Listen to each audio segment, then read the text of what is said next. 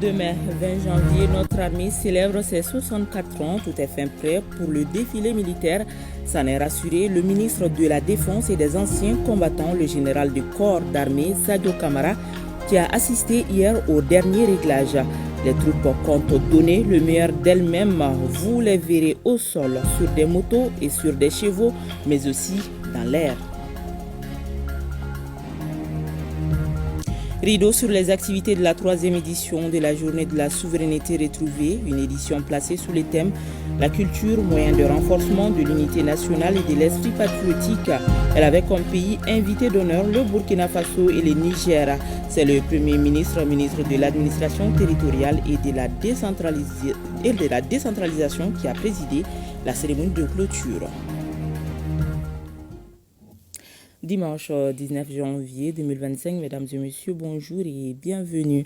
Je le disais, les lampions se sont éteints hier au CICB sur les activités de la 3e édition de la Journée de la souveraineté retrouvée. L'édition 2025 était placée sous les thèmes la culture, moyen de renforcement de l'unité nationale et de l'esprit patriotique. Elle a été marquée par diverses activités festives, de réflexion et de recueillement, mais aussi des solidarités impliquant toutes les couches de la nation malienne à l'intérieur et à l'extérieur. Le Burkina Faso et le Niger étaient les pays invités d'honneur de cette édition. Au nom du président de la transition, le Premier ministre, ministre de l'administration territoriale et de la décentralisation a remercié les Maliens pour la forte mobilisation et la participation active aux différentes activités. Reportage Mamari Kone et Ali Touré.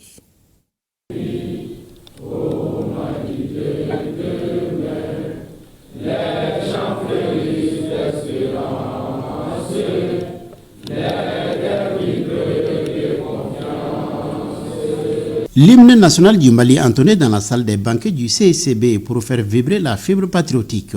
La journée de la souveraineté retrouvée a été un moment intense pour les Maliens de célébrer les acquis. Dans le discours bilan de cette célébration, le ministre en charge de la refondation a évoqué les différentes activités menées à Bamako, dans les régions ainsi que dans les représentations diplomatiques. L'originalité de la célébration de la 3e édition réside dans son caractère solennel, avec de grands meetings de promotion du drapeau national, des conférences-débats dans les universités, l'exécution d'une leçon modèle dans l'ensemble des écoles, des activités de don de sang, des remises d'équipements et de médicaments, et j'en passe. L'esprit de la Journée nationale de la souveraineté retrouvée engage chaque Malien et chaque Malienne à faire preuve de résilience et de sacrifice, à soutenir les autorités de la transition et à agir dans sa sphère d'influence en vue de la réalisation du Mali Koura. Le Burkina Faso et le Niger, pays membres de la Confédération des États du Sahel, sont les pays invités d'honneur de l'édition 2025.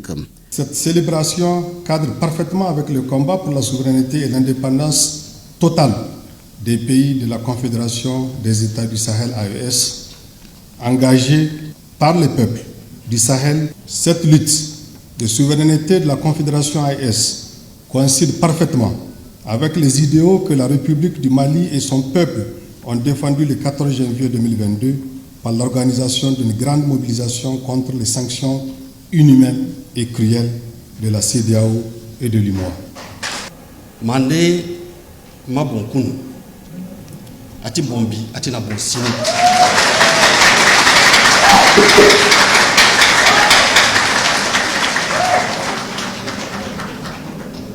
Atina bon, parce qu'en chaque Malien existe un Soundiata Keita.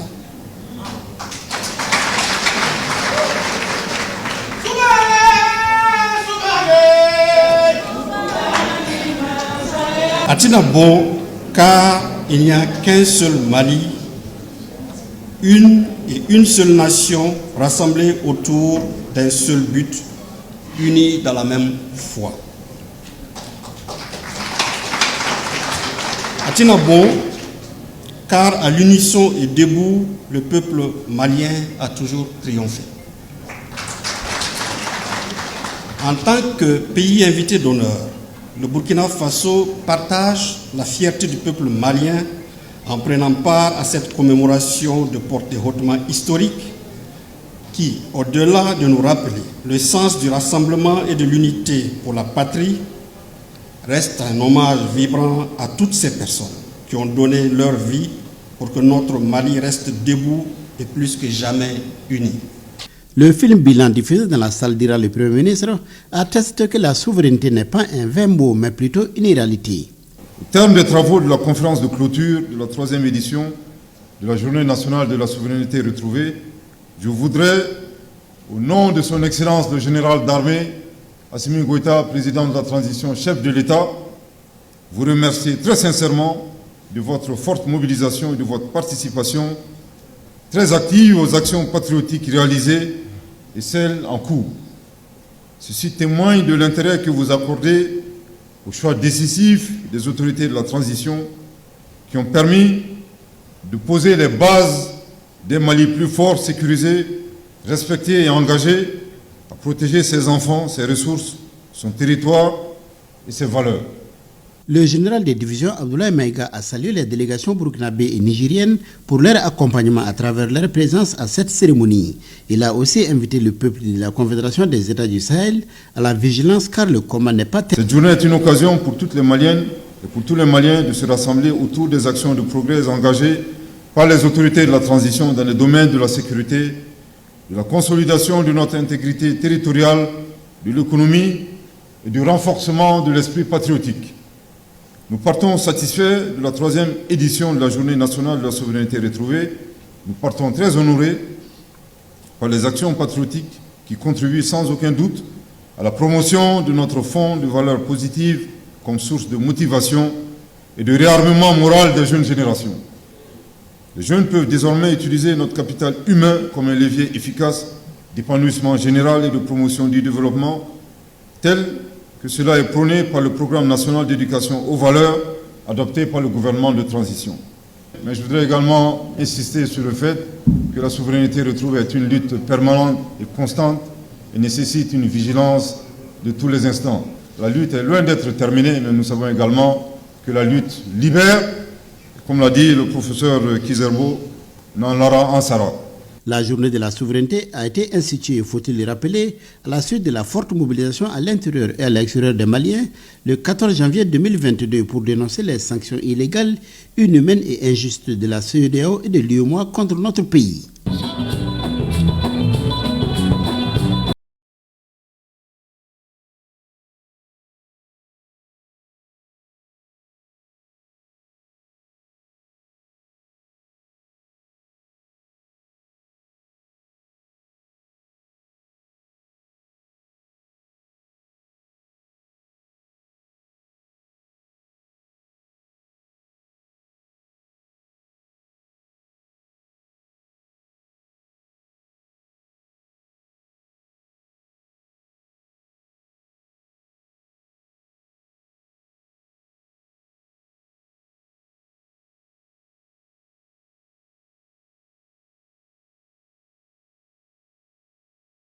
Directive afin que tout soit au point le jour J.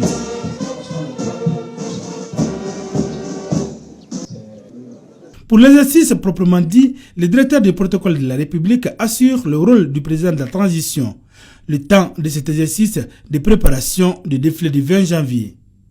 Dépôt de gerbes de fleurs en la mémoire des disparus, salut du drapeau, la revue des troupes et le défilé peut commencer.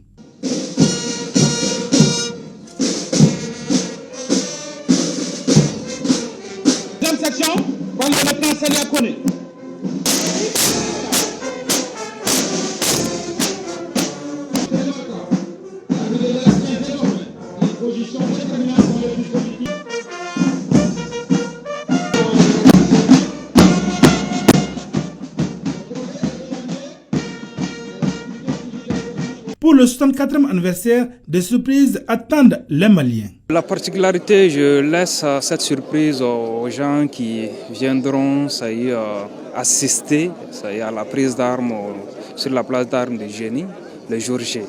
Donc nous sommes venus dérouler le dernier exercice, voir si les mouvements, la chronologie des passages sont respectés. Nous avons pu nous rendre compte que nous sommes pratiquement prêts. Il y a juste des détails à corriger. Nous avons donné des instructions allant dans ce sens. Pour la prise d'armes à la place du 34e régiment du génie militaire, le commandant des troupes, le colonel-major Mamadou Suleiman Koné et ses hommes entendent tout mettre en œuvre pour que ce défilé soit une réussite afin d'offrir à l'ensemble des Maliens une parade digne de ce nom. Je le disais, en région de Tombouctou, des ex-combattants du Front de libération de l'Azawad ont déposé les armes. Ils ont été accueillis au niveau de la région militaire numéro 5 avec dignité, respect et considération. Ces désormais ex-combattants se réjouissent de l'accueil et donnent l'assurance qu'ils s'inscriront dans le processus de paix et de développement du pays. Ils invitent par ailleurs les autres à rejoindre la République. Compte rendu Idrissa Goulou Sissoko. Ils sont 8 combattants, dont 5 physiquement présents, du Front de libération de l'Azawad qui se rendent avec armes et bagages aux autorités militaires de la 5e région. Ils étaient équipés d'un véhicule avec un 12-7, un PKM, 5 PM et plusieurs munitions. Ces désormais ex-combattants entendent s'insérer dans le processus de paix et de développement du pays. Nous sommes retournés à la République pour notre dignité, la dignité de notre cher pays et celle de nos familles. Nous sommes là à cause du respect de l'héritage que nous ont laissé nos ancêtres. Et nous sommes revenus en toute sincérité, parce que nous sommes conscients que le désordre ne construit pas les nations. Nous sommes très fiers de notre République et de nos autorités actuelles. Nous saluons le commandant militaire qui nous a réussi et nous saluons tous ces éléments. Je termine en disant que nous sommes retournés dans notre République et celui qui n'aime pas ça, qu'il meurt dans sa colère. Mon message à ceux qui restent en dehors des rangs de la République est le suivant. Si vous avez de la dignité, retournez dans votre pays. Quittez la rébellion et le banditisme. Quittez les rangs des trafiquants de drogue, des criminels et des terroristes et retournez dans votre pays pour vivre dans la liberté et dans la dignité. Le traitement que nous avons reçu depuis notre arrivée ici est excellent et fraternel. Je réitère encore une fois mes remerciements et ma considération au commandant militaire qui nous a réservé un accueil respectueux. Ainsi, je remercie tous ces éléments. Au cours de ces différentes patrouilles dans le cadre de la sécurisation du secteur 3 de l'opération Maliko, un jeune de 18 ans a été arrêté en possession d'un talkie-walkie qui lui servait à donner des informations aux groupes armés terroristes sur les mouvements de l'armée. Après plusieurs jours de détention, il a été libéré et remis à ses parents. Il s'engage à s'éloigner des groupes armés terroristes. J'ai été arrêté dans un petit village appelé Marache dans la zone de l'Éré. Depuis que les femmes m'ont arrêté en possession d'un talkie, je suis bien traité ici et rien de mal ne m'est arrivé. Le message que je lance aux jeunes, c'est de cesser de suivre ces groupes armés terroristes et de revenir vers l'armée, de les aider dans la mission pour instaurer la paix et la stabilité vers un Mali uni et fort. Une autre dame et son père ont été arrêtés en possession d'armes de guerre et de moyens de communication. Les femmes nous ont arrêtés, moi et mon père, en possession d'un talkie et d'une arme de guerre. Depuis qu'on nous a menés ici, nous sommes bien traités, rien de mal ne nous est arrivé jusqu'à présent. Le message que j'ai à lancer aux gens qui sont dans la même situation que nous, c'est de revenir vers nos autorités, de les aider pour que la paix et la stabilité puissent régner et de cesser d'aider ces groupes terroristes et qui continuent toujours quand même à faire du mal à nos populations et d'aider l'armée pour que la paix et la stabilité, le vivre ensemble puissent régner pour que nous puissions amener nos animaux en pâturage là où nous voulons et quand nous voulons. Je remercie les autorités. Cette reddition et différentes actions survenues dans le secteur de l'opération Maliko prouvent à suffisance que le travail des hommes sur le terrain est en train de porter fruit et s'inscrivent en droite ligne des objectifs fixés par la hiérarchie militaire dans le cadre de la lutte contre le terrorisme. Par rapport à cette action, c'est une initiative salutaire qui est encouragé au plus haut niveau par les plus hautes autorités. Et c'est aussi le résultat des efforts déployés par les autorités politiques et militaires, ce qui nous a amené à ce résultat aujourd'hui. Donc nous pouvons nous féliciter des efforts déployés, des instructions transcrites en ordre par l'état-major général au théâtre et puis depuis le théâtre jusqu'au niveau des secteurs. Donc par rapport à ces éléments aussi qui sont arrivés, c'est des frères, nous leur disons qu'ils soient les bienvenus. Et pour ceux qui sont encore en train de réfléchir, nous leur disons que la porte est grandement ouverte. Et à notre niveau, au niveau des secteurs, ce que nous pouvons les assurer, nous pouvons garantir leur sécurité, leur trouver un endroit où loger ou manger en attendant les décisions des plus hautes autorités. Pour nous, il est grand temps que tout le monde revienne au bercail et que nous puissions ensemble poursuivre avec le développement socio-économique et culturel de la région de Tombouctou. Ces actions sont une invite aux autres combattants qui désirent rejoindre la République. De Tombouctou, nous allons à Gao, où l'ONG Plan International, à travers son projet Inondation, a lancé jeudi dernier une opération de distribution d'un lot de kits de non-vivres à plus de 500 ménages sinistrés de la ville. L'opération a coûté plus de 14 millions de francs CFA à l'ONG et à son partenaire, le Canada. Rakiatou Touré. Plan international au secours des victimes des récentes inondations de la ville de Gao. 517 ménages sinistrés ont bénéficié de kits de dignité et d'hygiène. L'assistance a été possible grâce à l'appui financier du gouvernement canadien. Vraiment, ils ont fait grand chose. Ils nous ont assistés avec des marmites, des seaux, des louches, des goulous, avec des nattes. Vraiment, je félicite vraiment ce que le donateur. Ce qu'on a eu vraiment, ça nous a enlevé des épines. Parce que moi, on a trouvé des marmites qu'on peut préparer, des seaux qu'on peut mettre de l'eau et conserver et boire. On a besoin encore de d'autres. Au-delà des kits INFAI, l'ONG, le Plan International, a assisté 258 ménages en cash, voire l'argent liquide avec un montant d'une valeur consistante. Nous nous réjouissons de toutes ces actions très importantes. Nous restons convaincus que les efforts consentis ne seront nullement vains, car le Plan International et son bailleur de fonds, le Canada, ont eu l'initiative de mettre en avant le partenariat impliquant les différentes parties prenantes au niveau local pour l'atteinte des objectifs qui lui sont assignés. Quant au chef du bureau d'urgence du Plan International Mali, il a réaffirmé son engagement à soutenir la population, notamment la couche féminine. La remise de ces kits d'hygiène et de dignité d'une valeur de 14 561 000 s'inscrit dans le cadre du projet Inondation. Le Plan International et son partenaire restent convaincus que l'amélioration des conditions de vie des populations et le renforcement de leur résilience passe par l'autonomisation économique des jeunes et des adolescents. C'est pourquoi le Plan International, à travers ses projets, continue d'accompagner l'État pour la protection, la promotion, le droit des enfants, particulièrement les filles. Parmi les 117 bénéficiaires, on compte 258 filles qui ont bénéficié de kits de dignité. Chaque kit est composé entre autres de savon, d'eau de javel, de pommade et de pagne. Tenue à Kaya de l'atelier de formation sur les techniques de la fauche et de la conservation des fourrages naturels à l'intention des éleveurs producteurs de lait venus des cercles de Kaye, Yelimani, Djema et Nyoro du Sahel. Fantassou nous en dit plus.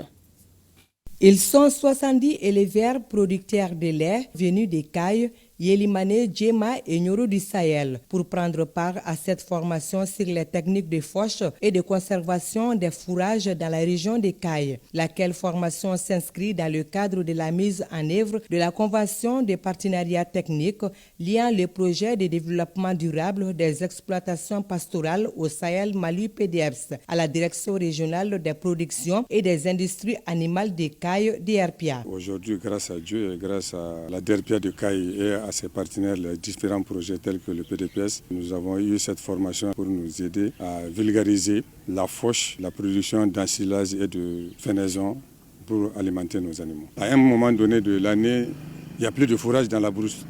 Et pendant que ça foisonne, alors on peut, selon ces techniques qu'ils sont en train de nous apprendre, on est à mesure de stocker du fourrage ensilé ou bien du fourrage qu'on a fané. Ce projet résulte d'un engagement soutenu entre le gouvernement du Mali et la Banque islamique de développement dans le sens d'un développement durable du pastoralisme au Mali et le coût global du projet est de 20 784 806 000 francs CFA. L'objectif du projet est de contribuer à l'amélioration des productions animales, à l'augmentation des revenus des pasteurs et des agro-pasteurs et réduire l'insécurité alimentaire dans la région du Sahel grâce à l'amélioration de la gestion des ressources naturelles, l'accès au marché et un contrôle accru des maladies transfrontalières du bétail. Rappelons que le Mali est le premier pays de l'élevage de la zone UEMOA et le deuxième après le Nigeria.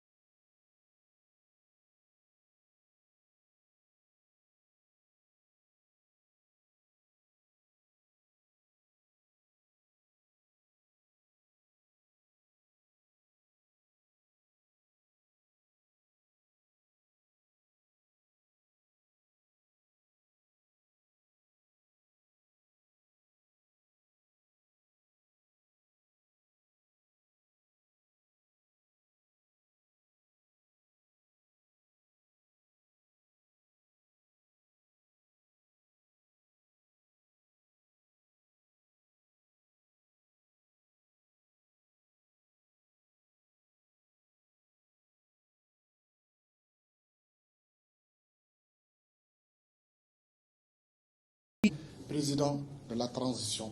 Le chef de l'exécutif régional a apprécié cette belle initiative et exhorte la direction régionale à maintenir la dynamique. Merci pour cette belle initiative, parce que la communication est plus importante que tout au niveau régional.